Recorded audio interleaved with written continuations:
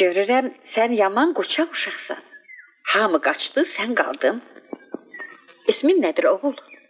Üzeyir. Üzeyir. Şirin bacı danışıb mənə səndən.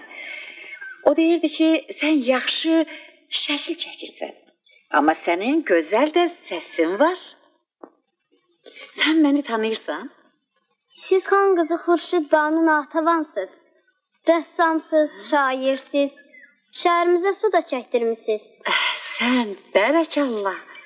Sən mənim rəsmlərimə baxmaq istəyirsən? İstəyirəm. Yaxşı, gəl gedək. Gedək göstərin sənə. Gəl.